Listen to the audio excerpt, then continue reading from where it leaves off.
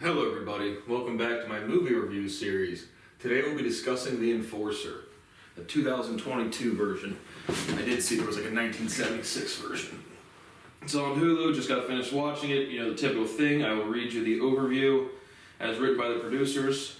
I will then give you my overall grade, or my overall impressions and grade. After that, if you've not seen the movie and would like to, based or not based off my recommendation, you're going to want to shut off the video because there will be spoiler alerts. So we have Miami's top mob enforcer, Kuda, sacrifices it all to tear down the criminal organization he spent his whole life building up. When he discovers his boss, Estelle, is putting a young runaway's life in grave danger.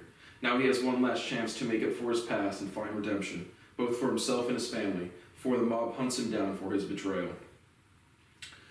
So, yeah, it was 5.3 out of 10 on IMDb, 27% on Rotten Tomatoes, 3 out of 5 from voices from those, I just thought it was like random, no-name rating services, and a lot of different ones too. And then 70% of Google users liked the movie.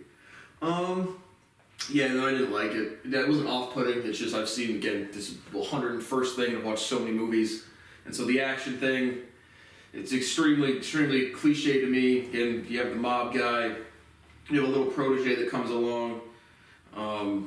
It's just your typical action thing. The overall tone wasn't too bad. The characterizations weren't too bad. There's no really good characters, but I just thought the plot was terrible. It just didn't really do anything, and it's super redundant. Now, 2 Chainz, Tony is in this movie, so that gives it an A+. But overall, I'm going to give it just a C. Just did absolutely nothing for me. Might be slightly entertaining if you haven't watched 10 million action movies in the past 5 years. And so nothing novel, nothing unique. The tonality wasn't too bad. The actual plot to me didn't move along well or make much sense or wasn't convincing even for your standard mob action type of movie. And so overall, The Enforcer, I got a C. I gave it a C and then A+ for Tony, 2 Chainz. But so if you've not seen the movie, shut off this video because we'll be talking about the plot spoiler alerts. And so the movie opens up and you see Kuda, he kind of bloodied, he's kind of stumbling on the beach, and then it's like, you know, it's kind of like a little narration monologue over top of it.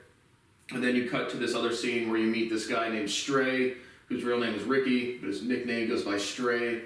And so he's just like a street fighter. So he's brawling out back, doing bare knuckle fights for some small amounts of money, and some dude is like scouting him and calls this chick named Estelle.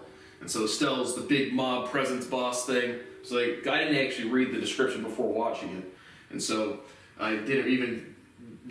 There's one reference like the actual mafia or the mob, but I just thought it was just again a criminal organization person. But she's the bad bitch boss. Kuda's the enforcer. For her, Stray, Rick gets recruited. He goes to the club, meets a girl named Lexus, gets her number, and she's like a dancer at the club, goes into this big facility, goes in the back, meets this chick named Estelle, and she says, if you fight for me, I'll fight for you. And so and then he's like, you know, you have to go with Kuda to go do something. And so it's just like, they play truth or dare, like something like that, but the plot wasn't convincing if you going from a brawler to just like directly into like mob enforcement is just like with no real development or anything. It was just kind of like what. And so regardless, he gets in the car with Kuda. Kuda doesn't really say much. He drives over to this guy. And Stray is probably I don't know how tall he is, but he's not super big, but he's a good fighter. So they go up to this other dude who's a rather big guy, and Kuda's like, go introduce yourself. So Ricky goes and beats up this dude and puts him in the trunk of the car. And so they drive into this like overpass with like waterfall area, and then I guess he owes Estelle some money, and Kuda shoots him over the waterfall and kills him. So it wasn't convincing at all as to why Stray would just randomly put on a hit without knowing this shit whatsoever, just because some dude watched him beat up some dude in a brawl match. But regardless, that's what happens. And so then they go play mini golf, or they go hit at the driving range. Just to have an alibi, and it's like, you know, they pay the front chick, I think the name is Olivia, but it's like, you know, what time is it? 3:30, and then he asks him again, what time is it? It's 11:30, after he gives her some money, you know, as, you know, paying for an alibi. And so that is Stray / Ricky's entire introduction into the top level. That's the top level mob enforcer, because I didn't read that before watching it. And so, regardless, they kill that guy, and then basically Stray and Ricky still looking for more jobs, and Kuda's like, I'll let you know if anything comes up. And so Kuda has a daughter named Lola. He just got out of prison, so Lola's not too accepting of him. He tries to talk to her at school, and he wants to give her a present for her 16th birthday that's coming up. Then Kuda sees this girl pickpocket or stealing from this is in Miami, Florida, stealing from just one of the touristy type of shops, pays for the stuff, and basically pays for her name's Billy. They sit down and have lunch, and Kuda bonds with her a little bit because she's about his daughter's age, and he pays for a room at a motel for a week, and gives her some spending money. And so Billy Stray runs into Kuda. His car's broken down, and Kuda's like, are you following me? And he's like, no, I just saw your car. So Stray helps repair his car with a quick fix or something, and so that's pretty much what happens there, and they drive away. Then the next day, Kuda goes back to check on Billy, and he finds the motel room has been broken in, and so you get some flashback scenes of someone abducting Billy. And so, what happens after that? So he goes looking for, he has another meeting with Estelle and Stray again. They have some money to pick up in the Midtown district or something. I guess Stray knows some people over around there, and so Kuda is going to go look for Billy. So he goes and he shoots the guy, the motel dude, shoots him in the leg or the knee. Gets this name of Freddie from Midtown, who's Tony 2 Chainz, and then he kills the guy in his motel reception area. And so then he goes down to Freddie, where he runs into Stray, and basically they're just picking up cash, or Estelle's the OG gangster and Freddie's the new crew, and again they're doing a bunch of girl stuff like cryptocurrency cam girls.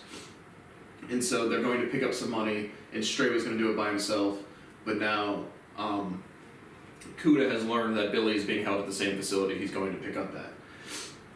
And so they go in there, you meet 2 Chainz, he's got a crazy, I forget, he has a white dude, I couldn't pick him out of the character list or wasn't listed.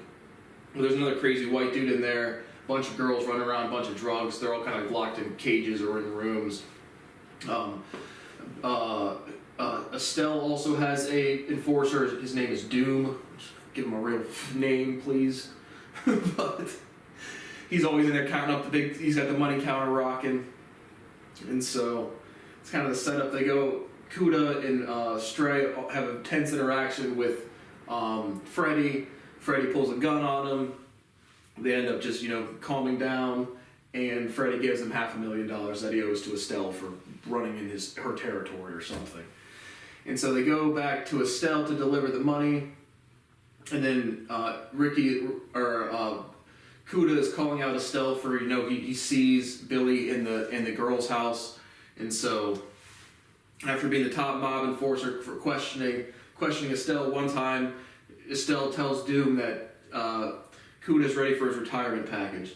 So they start fighting, and Doom is going to kill Kuda. And then at which point Estelle, literally Doom is killing Kuda in the corner, and Estelle's come here to Stray. He's if you fight for me, I'll fight for you. And at which point, because this point makes no sense to me, Stray / Ricky literally smashes a bottle over Doom to get him off of Kuda. But it's Stray Ricky is this brawler dude who got picked up and put on a hit without knowing anything, was completely down for it and wants more work, and now he's just going to fight for the righteousness of Kuda? It's what in the world? Regardless, he smashes the bottle over Kuda's head, and Kuda is able to wrestle away like a mini shotgun from Doom and blows his head all over the wall. So he dies. He dies pretty quick, and then Estelle is going to shoot both of them, and then Lexus, the dancer girl who works at the club, pops out and shoots Estelle. So now they've eliminated the top mob boss, who's a chick, and yeah, that's what happens. And so After that, I don't think Stray gets his arm broken pretty bad in that scene, so he's out of commission. Him and Lexus are kind of waiting to see what happens, and Cuda is going to go rescue Billy from the whorehouse.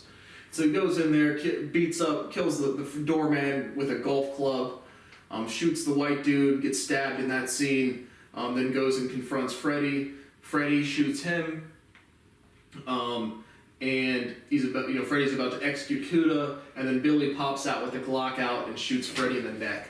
So Freddy bleeds out from the neck, he dies. Billy kind of rescues Cuda after Cuda was going to rescue her. The only type of interesting interaction in the whole movie was Billy wasn't sure if Cuda was there, if he set her up or not. So it's the only any sort of novelty or anything that was just not standard action crime mob type of deal. And again, I thought this plot was super weak with just getting the Stray's character, where it's he's just trying to make money in the violence game, and then it instantly has the honor to defend Cuda. It's what? That hasn't made no sense. But regardless, that's what happens, and then Cuda takes Billy to Stray and Lexus, and them three are kind of like a crew now. And then Cuda's now injured. And then it's the same from the initial opening scene. He drops off his car at his daughter's school, basically giving his car for her 16th birthday, and she kind of knows that he's gone or dead now. And so he's mortally wounded, and he kind of just dies, bleeds out on the beach. So he dies, and then you have one final scene of Stray. And again, since the scene when he fixed Cuda's car, Cuda's you can be something make something of your life. And so you have another cutscene where he's somewhere out well out of Florida, and he's running an auto repair shop with his girlfriend Lexus, or his wife Lexus, and Billy, their friend. And so that's really the whole movie. Again, absolutely nothing unique. The plot was super weak for even your standard action movie.